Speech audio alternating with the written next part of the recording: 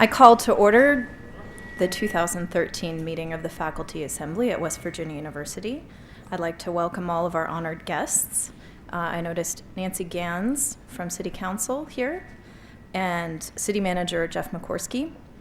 I'd also like to welcome our divisional campuses at Potomac State College and WVU Institute of Technology, who are attending via teleconferencing. My name is Lisa DiBartolomeo, and I'm Faculty Senate Chair for this academic year, and I would like to welcome you. The Faculty Assembly is a superset of the Faculty Senate, consisting of those faculty employed full-time by West Virginia University, those who report to an academic dean, and those whose activities are responsive to the academic obligations of the university. Per the faculty constitution, the Faculty Assembly has one regular meeting per year, at which meeting the president reports on the state of the university. Following the president's report and an opportunity for questions and discussion, there will be a short break, after which the Faculty Senate will reconvene for its regular meeting. So I please ask senators not to just skip out after the hors d'oeuvres. And at this point, I would like to welcome President James Clements.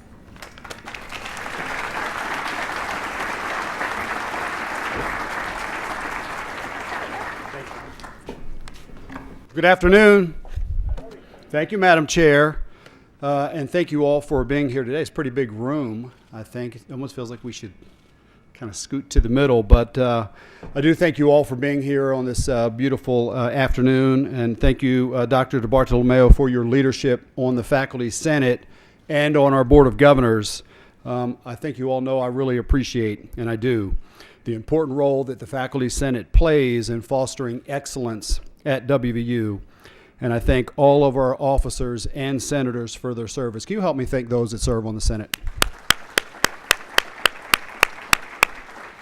I know it takes a lot of time, but we are very appreciative of your service. I also apologize to all of the fans of the Pittsburgh Pirates, including Board of Governors member Bill Nutting, for scheduling this presentation at the same time as the game today. I'm really, really sorry about that, but go Pirates. For me, some of you know this is a special place to deliver my 5th State of the University address, because it was right here in this room where my family and I were introduced to the West Virginia University community. And speaking of family, I do apologize that my wife is currently out of town, but I do have one of my twin daughters here with me today. Hannah, would you please stand up? I'm going to brag on you for a minute, Hannah. Hannah is a freshman here at WVU. She's studying occupational therapy, and I might add, as a proud father, she is one of our honor students here. So, Hannah, thank you for taking the time. I know you have a big test tomorrow, and I know you're going to go study, but I'm glad you are here today. I do want to thank our Board of Governors for their leadership, guidance, and support. The reality is, I think we're really blessed. Some of you know that we're one of the only boards, or one of only a few boards in the country that includes faculty members, staff, and students as voting members, and I'm really thankful for their direct involvement in guiding the university. I know we have several members of the board who are here with us today. I'd like to ask that they please stand and be recognized.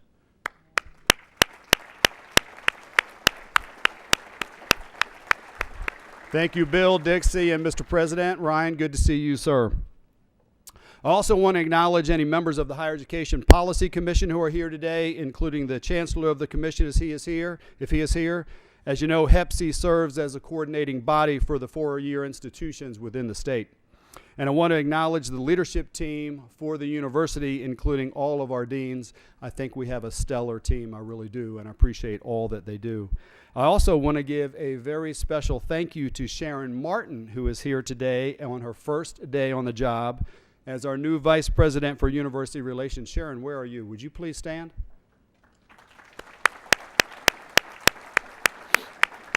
Sharon, welcome to the university. You come from another great land grant, Purdue University, and I'm glad that you are here.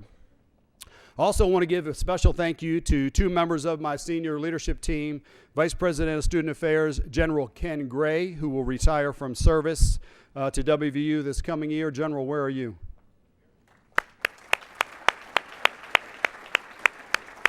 I appreciate all you've done for the university, Ken. It's been such a great pleasure to work with you, and I look forward to working with you this year. You will have very tough shoes to fill, whoever comes in behind you.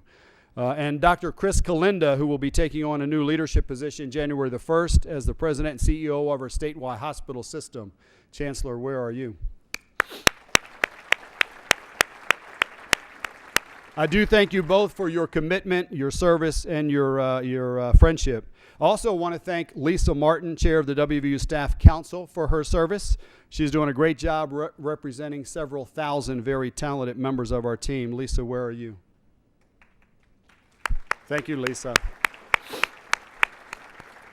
And to all of you in the WVU system, our faculty, staff, students in Morgantown, in Kaiser, in Montgomery, and throughout West Virginia, in Extension, healthcare, and other academic sites, I do give you my heartfelt thanks for making this another incredible year in the long history of this great university.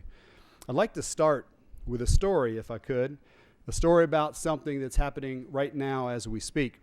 Back in April, a team of 30 of our students broke ground on the Evansdale campus to build a sustainable home. Starting with nothing but a concrete slab, these students, many whom had never picked up a saw before, designed and built, and then actually tore down a solar log home over several months. Normally, you just wouldn't build a house to tear it down, but that is what's in the blueprint for this group of students who are currently on a one-of-a-kind journey in Irvine, California. That's where they started building their log home yet again at the 2013 Solar Decathlon competition sponsored by the U.S. Department of Energy. They are one of just 20 college teams from around the world selected by the Department of Energy to compete in the decathlon. If you think about it, that's an incredible tribute to their intellect and their teamwork, as well as the mentorship of our faculty and staff. I had a chance to tour the home before they took it down, and I can tell you it's absolutely spectacular.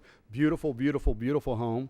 And right now, these students are representing WVU on an international stage. Their goal is to build an affordable, attractive, energy-efficient solar home. I know that our provost, Michelle Wheatley, and the dean of the Statler College of Engineering visited the site last week. They both came back really excited from their visit and proud of our students. I believe that we actually have a few of our students who stayed back in Morgantown this week, but I want you to know that they represent many students from several colleges who worked on this project. I'd like to ask them to please stand to be recognized.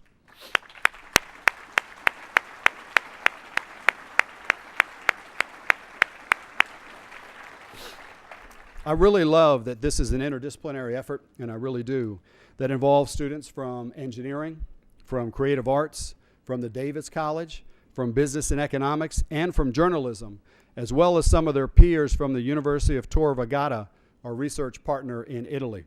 This isn't an easy project. One of our students called the site a Morgantown rainforest. With a deadline to meet, they actually had to put a giant tarp over the construction site in order to work through the rain this summer.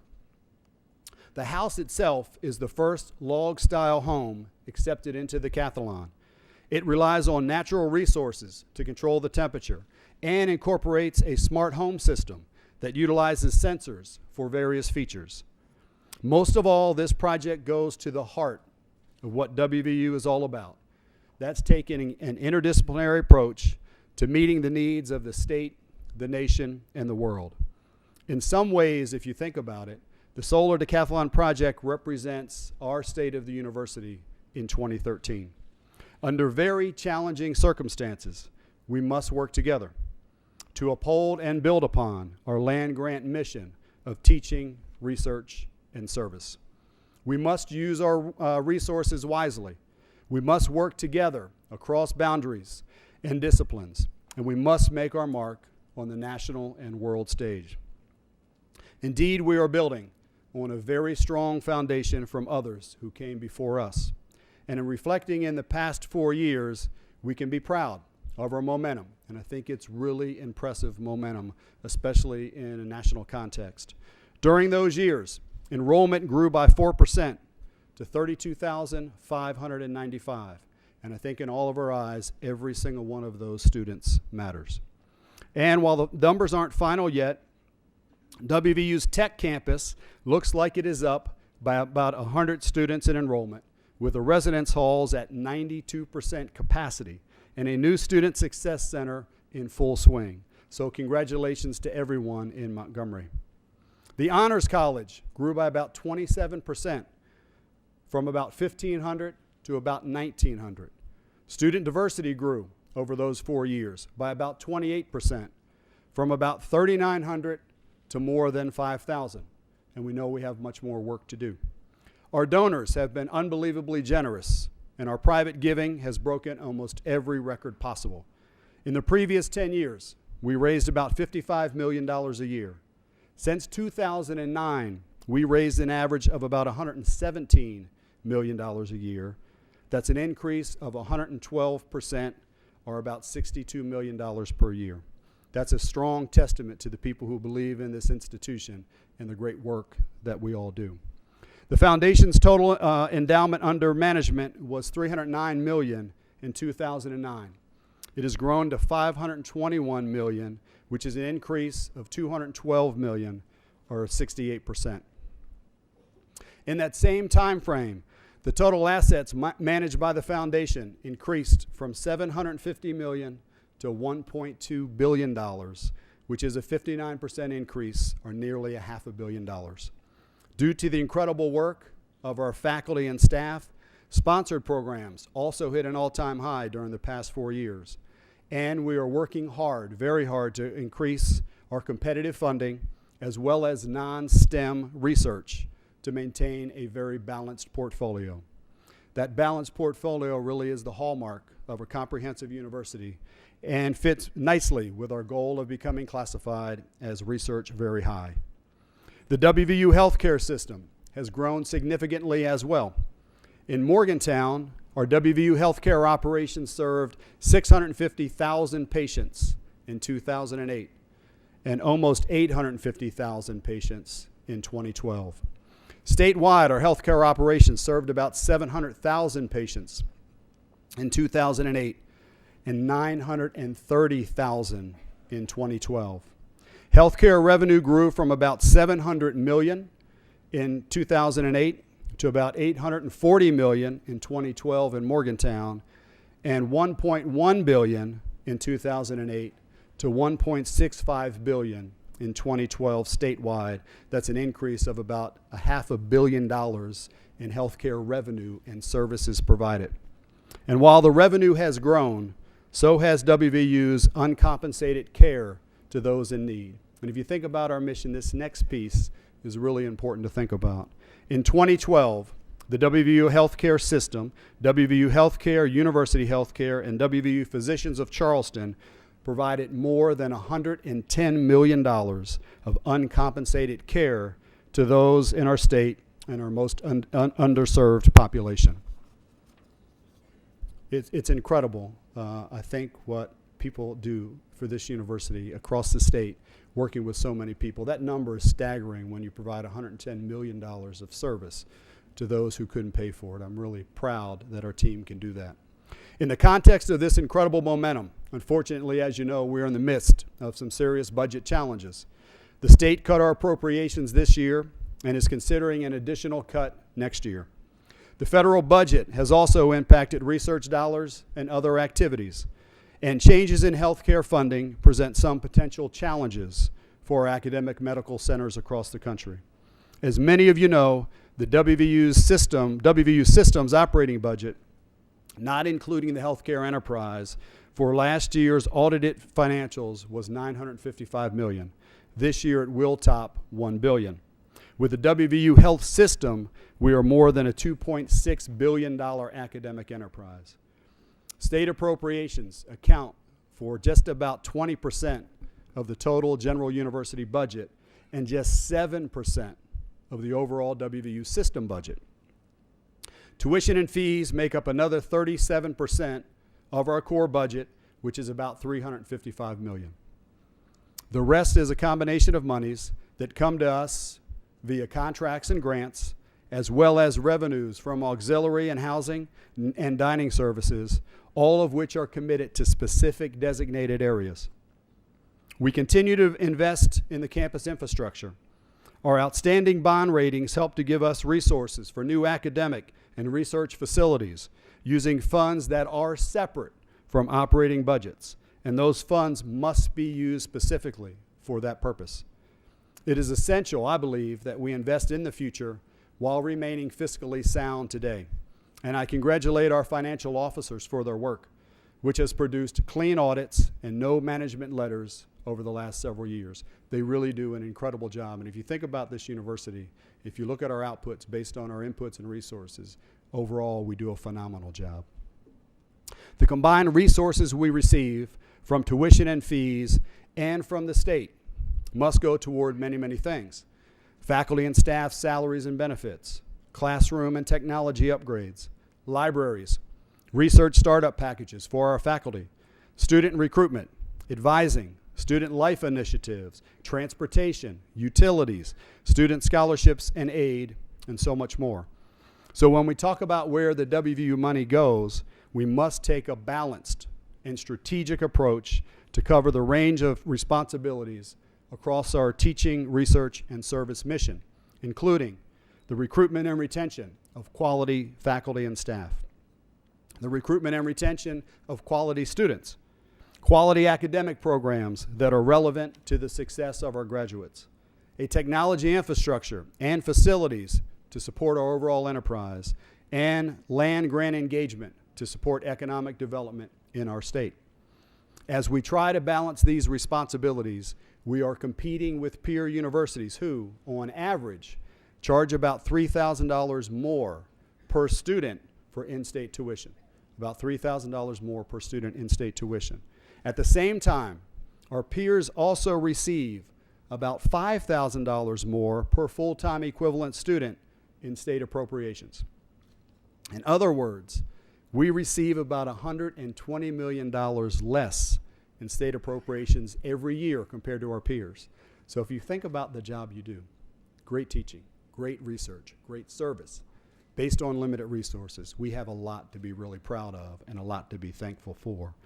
These structural financial challenges, coupled with the recent $13 million state budget reduction and the possibility of another reduction, require deliberate and strategic balancing of resources. It also requires a renewed effort to realize cost savings, to generate new revenue, and articulate our return on investment to the citizens of the state. It is important to note that we are not facing these challenges alone. Public higher education nationwide has been confronting the same obstacles. And with student enrollments declining in our region, as well as state and federal budget constraints continuing, unfortunately, these challenges will likely increase. These financial challenges for higher education do come at a critical time. As our distinguished alumnus and Board of Governors member Dr. Chuck Vest recently said, what higher educations do has never been needed more than right now. I think he's right. As documented in numerous studies, we are facing an urgent national crisis. Many would call it an innovation deficit. And it's growing between our country and others who are investing more aggressively in research and in education. Consider this troubling fact. The United States has fallen to 16th among developed countries in the percentage of young adults who hold a college degree. Also consider this fact.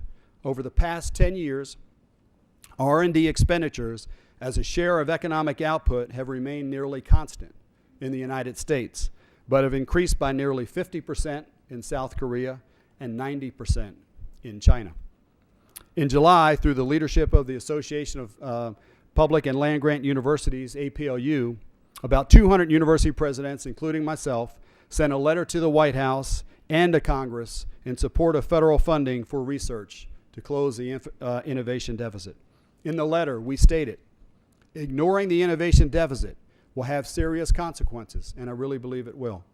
A less prepared, less skilled workforce, fewer U.S.-based scientific breakthroughs, fewer U.S.-based patents, and fewer U.S. startups, products, and jobs. These impacts may not be immediately obvious because the education and research that leads to significant advances doesn't happen overnight. And unfortunately, the negative consequences are inevitable if we don't reverse the course. This national call for investment in higher education, recognizing that the returns on that investment are often long-term, is crucial, I believe, for our nation and each of our states. The budget constraints we're all facing nationally have limited our capacity to meet our responsibilities. However, and I think all of us in this room will agree, that by focusing on our land grant mission, that will make us stronger. For example, by maintaining the quality of our academic research and our public service programs, and by providing a positive overall student experience, WVU has continued to meet our enrollment goals while attracting students of higher academic standing. And I'm very pleased that in our preliminary analysis for the main campus, we are showing significant increases in ACT, SAT, and GPA for our incoming freshmen.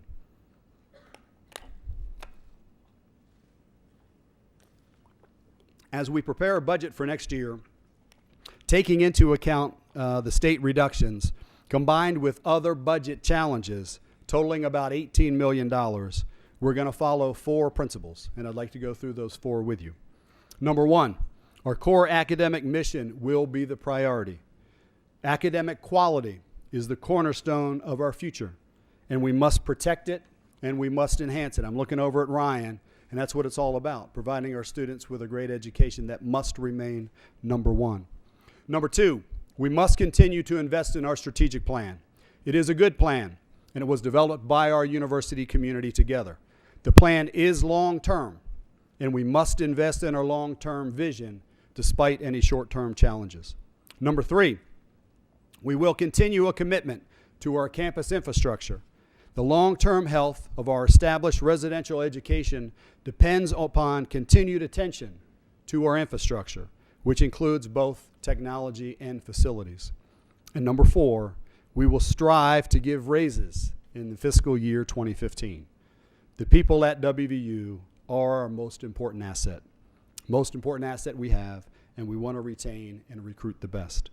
We simply have to move towards nationally competitive salaries if we are to deliver on our mandate for quality education, innovation, and engagement needed to serve the 55 counties across the state.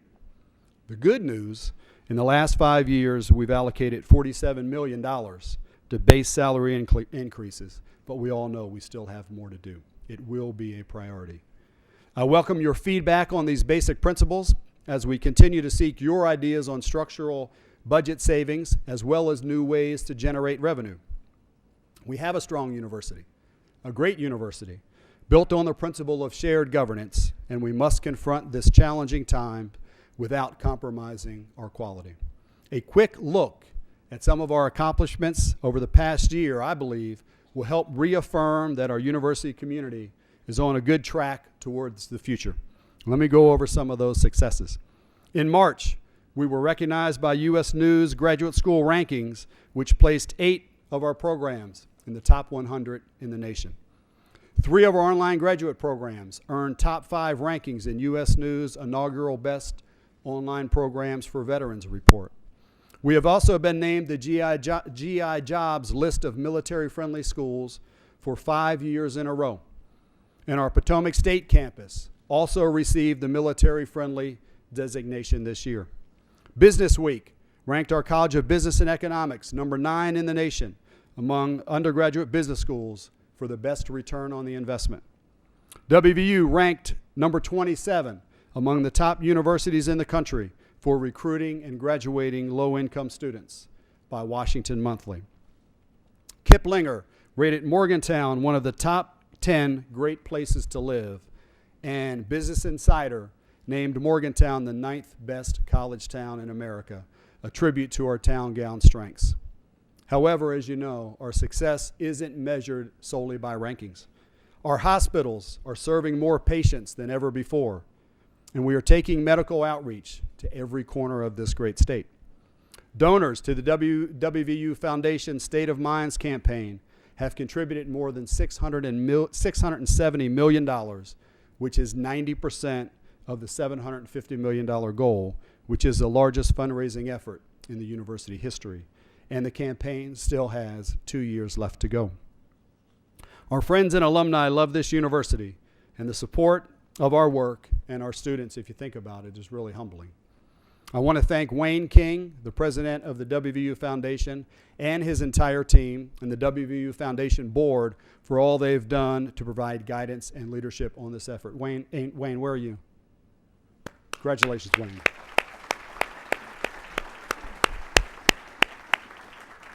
I do want to talk for a second about the distribution of those funds. The private donations so far underscore the importance of our campaign to the mission of this university. So far, we've raised $300 million for undergraduate student experience and education, $240 million for faculty excellence and research, $71 million for health, economy, and quality of life in West Virginia, and $64 million for professional and graduate school experience and education.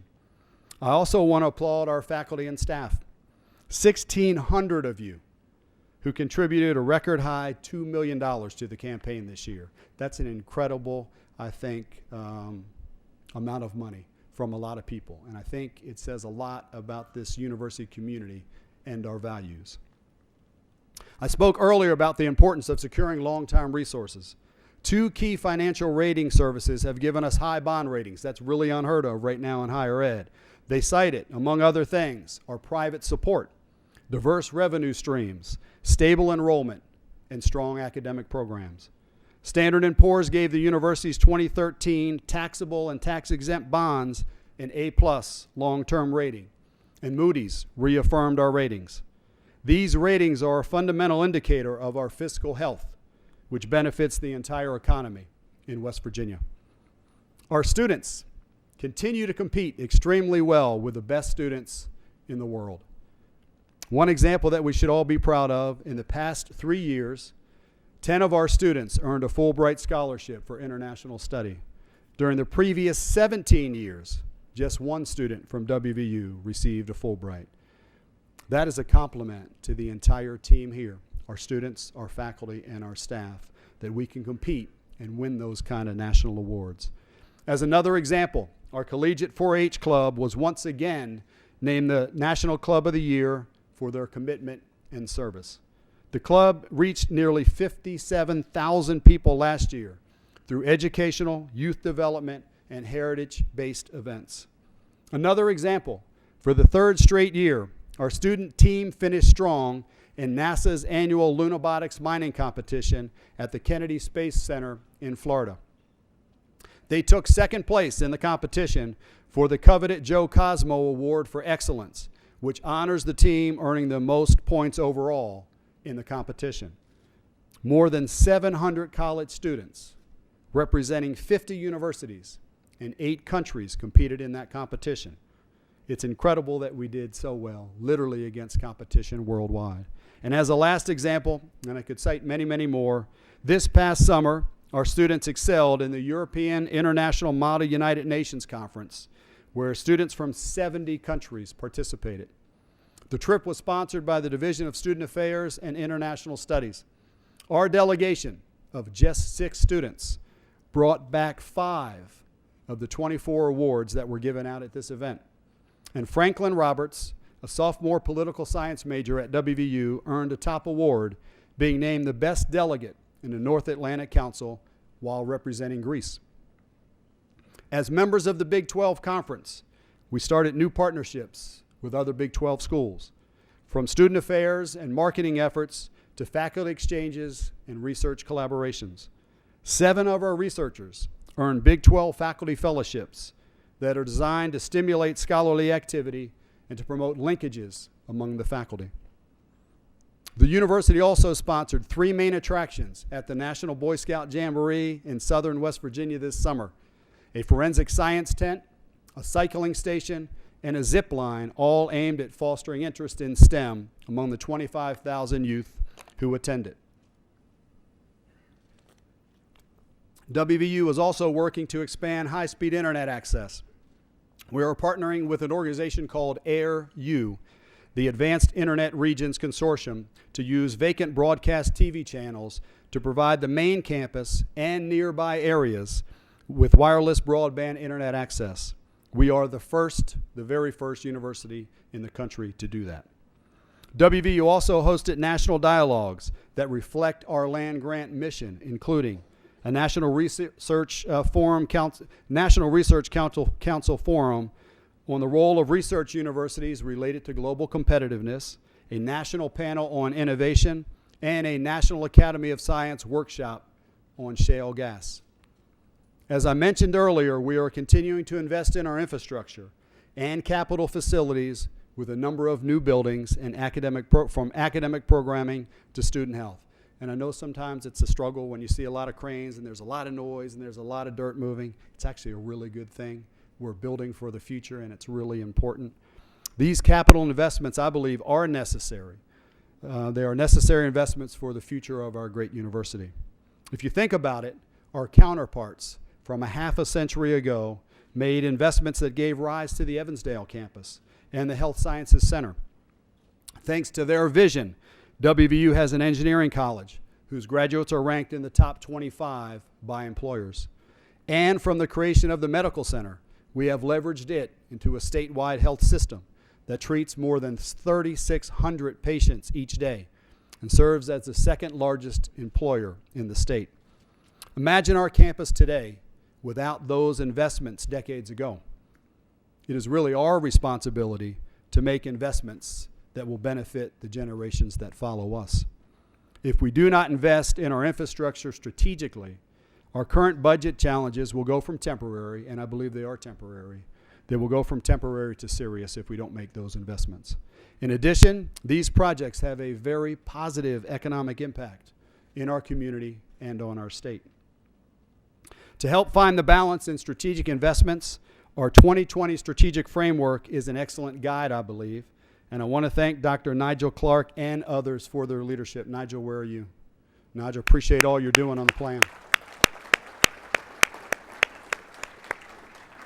I believe we're making really good progress on the 5 goals that support our overall vision, and I want to read that overall vision to you again. By 2020, WVU will attain national research prominence, thereby enhancing educational achievement, global engagement, diversity, and the vitality and well-being of the people of West Virginia. Under the first goal of engaging undergraduate, graduate, and professional students in a challenging academic environment, one of our most important accomplishments has been the creation of the University College, an academic home aimed at supporting retention and graduation among pre-majors, general studies students, and non-traditional students. Many thanks to Provost Wheatley and Dr. Dooley for their leadership on this initiative. Michelle, you and I have talked about this. I think this is one that as you look decades down the road, this will have a major impact, and I appreciate both of your leadership on that important task. We also have created a new division for academic innovation, led by Dr. Sude Perutz, to champion new techniques in the classroom, expand access for students, support the work of our faculty, and provide a place for faculty to experiment with emerging educational technologies and tools. We are entering the world of massive open online courses, or MOOCs, that will allow our best faculty to showcase their knowledge literally to the world.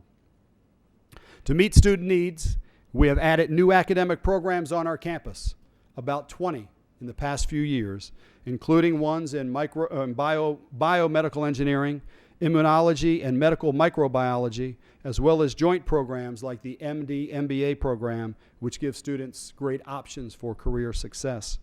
We are continuing to add faculty lines, and this is something we will try to protect, which is an unusual commitment at this time when public higher education faces so many budgetary pressures.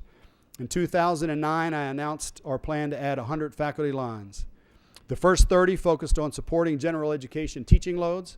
The next 30 focused on strengthening areas related to the state's Research Trust Fund. Right now, we are adding 24 new hires in areas that support our Mountains of Excellence, which are 5 major research areas we have targeted for strategic investment. Going forward, through the leadership of the Academic Affairs and the Faculty Senate, we are focusing on promotion and tenure revisions, our educational curriculum and outcomes, increasing the academic profile of our incoming students, and graduate programming focused on PhD production. We are also taking full advantage of our Higher Learning Commission's reaccreditation process, both to strengthen our strategic direction and to adapt a pathway accreditation process that strengthens accreditation activities between site visits in the future. Every time I see Michelle Wheatley, she reminds me and those around her that the HLC visit is scheduled for April the 7th through the 9th, 2014, and your participation is greatly encouraged and in reality needed. It's a lot of work to get ready for that accreditation visit, and I think a lot of people who are working really hard on that. Under the second strategic goal of excelling in research, creative activity, and innovation in all disciplines, we identify 5 mountains of excellence based on their potential for scholarly output and external funding and relevance to our state and our region. These strategic research priorities are in areas where the university already had a critical mass of nationally or internationally recognized faculty members or programs. These areas demand interdisciplinary research approaches to address significant challenges facing our society. We have seen growth in these areas and areas related to them. For example, we signed an MOU with The Ohio State University to create a shale energy initiative by working collaboratively to develop a joint program of research in the Appalachian region. As an outgrowth of that, just getting off the ground is a National Science Foundation funded project. Our very own Dr. Shika Sharma will undertake the first genomic survey of microbes in shale. Dr. Sharma and the scientists in the partnership will in turn be sharing their findings with students, with stakeholders, and with the general public. As another example, the West Virginia Clinical and Translational Sciences Institute received a grant of almost $20 million from the National Institutes of Health to address the health issues that most commonly affect West Virginians.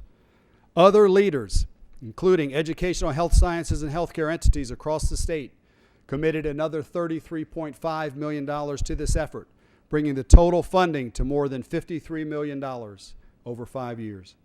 The really good thing about this, if you think about it, this funding will be used to hire 24 clinical scientists and 22 professionals to develop the infrastructure that will enable us to compete for additional NIH grants to support really important things like research on cancer, on heart disease, on stroke, and obesity-related diseases. It is important to note that research is not measured by dollars alone, and those in the Faculty Senate have heard me say this many times. Scholarly activity, creative activity, and research takes many forms, and we are a comprehensive research university that reflects the range of that work. As an example, the National Juris publication ranked our College of Law as the 15th best in the nation for public interest law, education, and scholarship. In the coming year, we will be focused on technology transfer support, strengthening our work with our federal partners at NETL, the FBI, Green Bank, and others. And we will elevate our support to non-STEM scholarship and creative activity through a dedicated leader in the research office.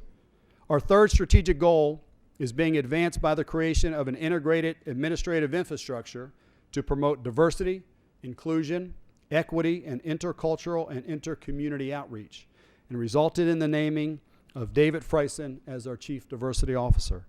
Recently, our Division of Equity and Inclusion took up residence in a new office that brings together all of the division services, including the former Office of Social Justice and the former Office of Disability Support Services, now known as the Office of Accessibility Services.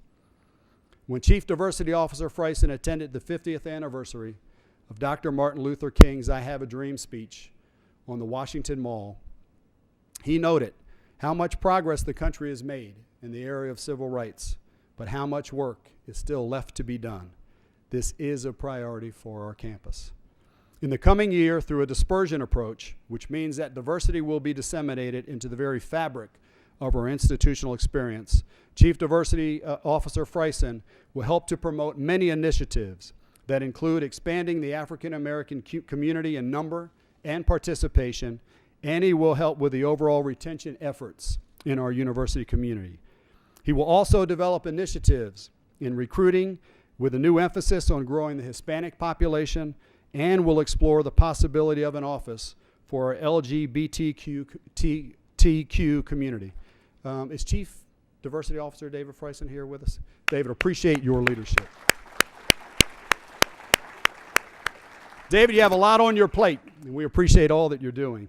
He will also continue leading WVU in several community development projects, such as the West Side Revitalization Project, and will help with our K-12 connections in order to provide assistance for at-risk communities. David, it's really important work. You've got a good team, and this is one, as we've said, all of us have to be all in on this helping. Goal 4, we have taken steps toward the coordination of our 4th goal of advancing international activity and global engagement.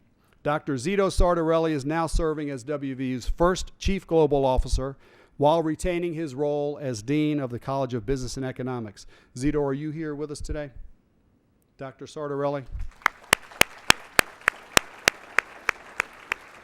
In his new role, he will be working very closely with the Chancellor for Health Sciences, the Vice Presidents of Student Affairs and Research, the Deans, and other campus leaders to support student recruiting, global study opportunities, and the development of academic, research, and economic partnerships literally throughout the world.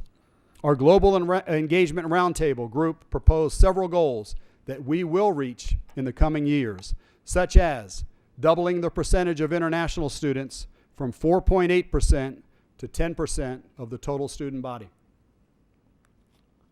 doubling the number of inbound international scholars and professionals, and increasing the percentage of study abroad participants from 3.6% to 6% of the total student body. It's encouraging to report that our international first-time freshman population grew by 60% for a total of 136 students in 2012. That number is more than double that of the freshman class in 2010 and triple that of the freshman class in 2009. This fall's international numbers also look really promising. We're up once again in first-time international freshmen, and overall undergraduate international enrollment has grown by 26% from last year, from 719 students to 905 students. Total international enrollment on the campus is now more than 1,800 students. That's a 36% increase from about the 1,300 students in 2009. We will also focus on expanding alumni chapters around the world, and will provide great linkages with our graduates and potential new students. Our 5th strategic goal of enhancing the well-being and the quality of life of the people of West Virginia goes right to the heart of our land-grant mission and truly binds the other goals together. Dr. Nate Sorber, Assistant Professor of Higher Education Administration in WVU's College of Education and Human Services, is the co-editor of a recently published book, The Land-Grant Colleges and Reshaping of American Higher Education. And he recently said that the Morrill Act, which established the national land-grant system, was both broad and paradoxical. Dr. Sorber notes it offered no sample curriculum or clear mission, but rather suggested everything: agriculture, mechanical arts, liberal and scientific studies, even military tactics. This vagueness, he says, was its strength, and it could be shaped to serve different states. On September the 27th, in a presentation to our Board of Governors, Dr. Sorber said, WVU seeks to maintain the highest quality of academics and research, while at the same time retain a public mission by translating research into innovation and economic growth and engaging in the practical problems of the populace. And he said his students often ask him, this is a great question, they often ask him why we refer to ourselves as the land-grant research flagship university. Why all of those things in one characterization? His answer to that was, modern land-grant universities have to be all of those things. We have to be. Dr. Sorber is here with us. I'd like to ask him to please stand.